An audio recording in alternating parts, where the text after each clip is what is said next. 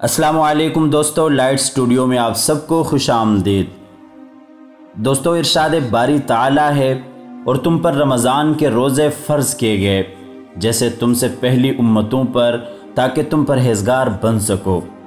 नाज़रीन इकराम, रमज़ान करीम इस्लाम के 5 स्तूनों में से एक स्तून है, जहाँ रोज़ा रखने से अल्लाह ताला की रहमतों और बरकतों का नुज़ूल होता है।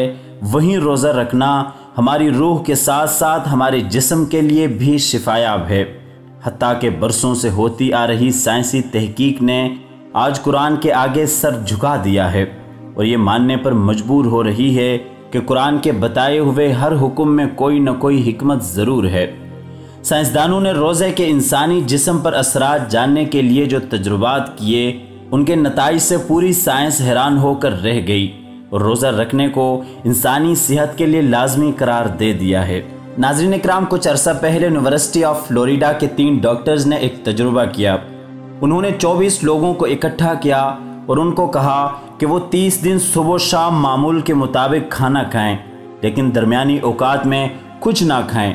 यानी ये अमल बिल्कुल रोज़े रखने जैसा था। उस तजुर्बे के हैरत अंगेज़ नताइज सामने आए। तहकीक के मुताबिक 4 हफ्ते मखसूस औकात में भूखा और प्यासा रहकर इंसानी जिस्म में सेटवीन नामी प्रोटीन जीन सरगर्म हो जाती है और बड़ी तेज़ी से काम करती है। ये प्रोटीन इंसानी खुलियों यानी सेल्स को सेहतमंद रखती है और उनको टूटने से बचाती है।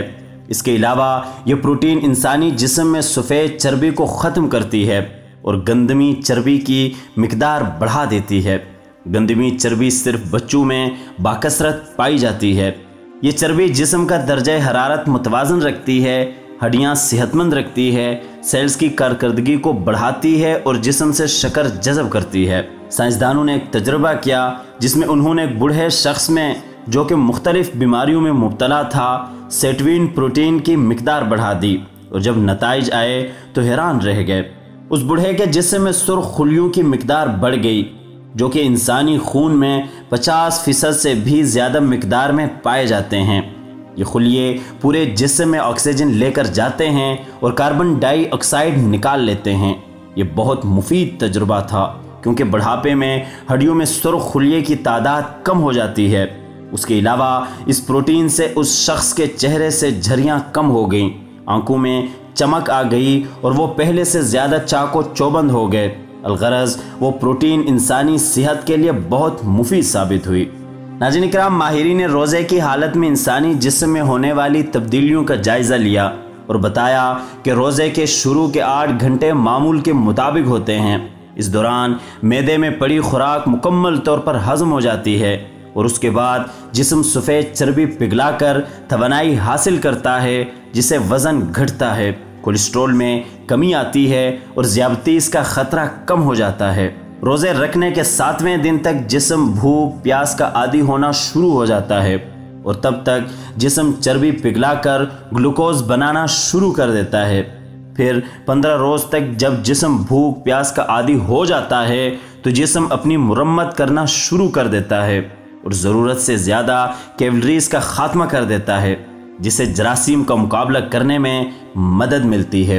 रमज़ान के आखिर तक हमारे जिस्म में मौजूद बड़ी आंत, जिगर, गुर्दे और जिल्द जहर रफ़ा के अमल से गुजरना शुरू कर देते हैं। मोअज़्ज़ज़ नाज़रीन, डॉक्टर्स का कहना है कि इस दौरान जिस्म के अज़ा भरपूर कुव्वत में चलना शुरू कर देते हैं और इंसानी यादाश्त बहुत बेहतर हो चुकी होती है और जिस्म में ज़्यादा तवानाई आ जाती है। नाज़रीन ग्रामी, कुछ अरसा तक पहले ये समझा जाता था कि रोज़ा इंसानी जिस्म में सिर्फ निज़ाम इंहिज़ाम यानी हाज़मे को बेहतर करने के लिए बेहद मुफीद है, लेकिन अब साइंस ने यह साबित किया है कि हाज़मा बेहतर करना रोज़े के बेशुमार फ़वाइद में से एक है।